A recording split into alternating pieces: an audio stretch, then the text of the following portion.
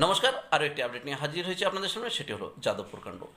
যাদবপুর এখন সংবাদ শিরোনামে বারে বারে দেখা যাচ্ছে। যাদবপুর কিন্তু সংবাদ শিরোনামে উঠে আসছে। সেক্ষেত্রে বামপন্থী ছাত্র সংগঠন এবং এবিভিপির মধ্যে একটি সমস্যা বেশ জোরালো হয়ে উঠেছে।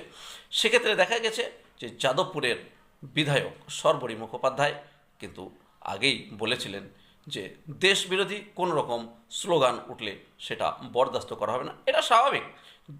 দেশে থেকে দেশবিরোধী স্লোগান কেন কেন অশান্তি ছড়ানো হবে, কথাই কিন্তু বলেছেন সর্বরী মুখোপাধ্যায়। এবার সেই পথে হাঁটলেন দিলীপ ঘোষ মহাশয়। দিলীপ ঘোষ মহাশয় বলেন যে আমি ইন্দোরে গিয়েছিলাম, তাই কি হয়েছে ঠিক জানি না, তবে দেশবিরোধী কাজ চলতে দেওয়া যাবে না। টিএমসি আসলে এই দেশবিরোধীদের পুষে রেখেছিল।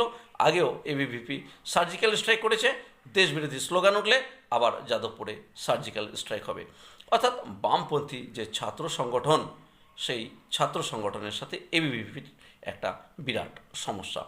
সেক্ষেত্রে আমরা জানি সমগ্র পশ্চিমবঙ্গে এখন একটা আলোড়ন উঠেছে এই নিয়ে। তাই রাষ্ট্রবিরোধী যদি কোনো স্লোগান ওঠে সেক্ষেত্রে কড়াকড়ি ব্যবস্থা নেওয়া হবে, এমনটাই কিন্তু জানিয়ে দিয়েছেন সাংসদ এবং মন্ত্রী। ধন্যবাদ। গুরুত্বপূর্ণ আপডেটের জন্য চ্যানেলটি সাবস্ক্রাইব করে সঙ্গে থাকবেন।